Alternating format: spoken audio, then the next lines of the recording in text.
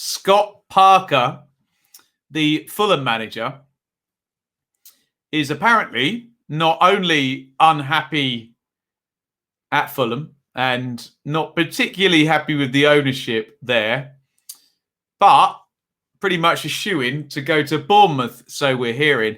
It's been rumbling for a while with Parker at Fulham, hasn't it? And if you listen to the interviews just after Fulham were confirmed as being relegated, there was a blindingly obvious read between the lines kind of look in terms of what Parker was saying. And in fact, I remember him sort of saying directly when we did the Fulham relegation analysis over on the channel, I remember him saying, oh, and it'll be a new team again next year, and that brings its new challenges, etc., etc.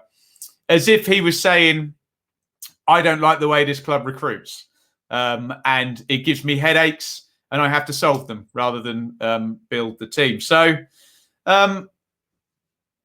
Parker not happy, and I've heard different takes on this because Parker obviously got the job full time in the Championship, and I have to say, for that entire 19-20 season, I had people kept asking and say, "Oh, Ben, I don't think Parker's up to it. It's no good.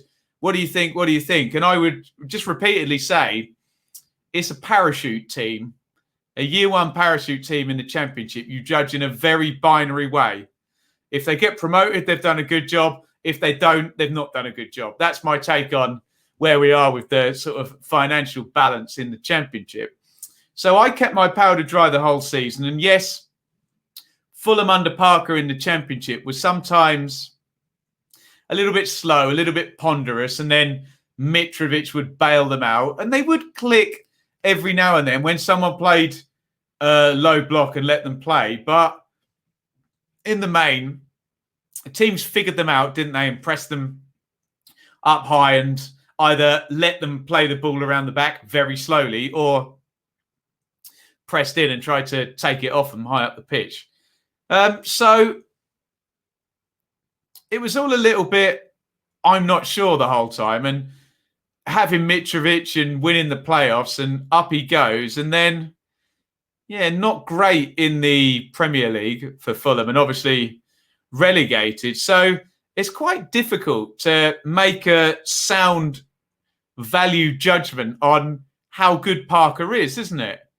I find it all a little bit confusing, actually. And if you make a direct comparison to Jonathan Woodgate, who, when he was at Middlesbrough and didn't have parachute payments, was pretty bad and they were down at the bottom of the league. But when he was at Bournemouth last season and did have a newly relegated team and a club with the parachute payments, he did fine. And did he do any worse than Scott Parker? Well, yeah, because he didn't get them promoted, but he wasn't there the full season like Parker was. And Parker won in the playoff final and Woodgate lost in the playoff semi-final second leg. So essentially Parker won 2 more games than Woodgate did for promotion. I know that's kind of oversimplifying possibly. So it's a very, very interesting one. And Bournemouth are a year 2 parachute team now. And we do worry about Bournemouth and the financial side and how up against the wall they are really financially, because we knew when they came down, Bournemouth, that there was back pay and whatnot, and they immediately then sold Wilson and Ake and Ramsdale. And I remember chit-chatting to Norwich fans and Watford fans, and particularly the Norwich example would have been Ake, Wilson and Ramsdale is the equivalent of Norwich selling Buendia, Aarons and Pookie. Do you know what I mean? In terms of value to the team, it's the spine of the team, the quality of the team, really. So I think Bournemouth will still have to sell again this summer, won't they? And there's obviously Danjuma and Billing and Brooks, sort of young players like Lloyd Kelly as well there, Lerma, plenty of saleable assets. And I just wonder whether Scott Parker might have it quite tough. And I'm not entirely sure what the difference between Scott Parker and Jonathan Woodgate is yet. we'll find out if that happens. But the rumours are pretty solid that there seems to be an impasse in terms of getting Parker out. I guess it's contractual. And then it looks like he'll go in at Bournemouth. So that's about the state of play. See if we got any comments on that.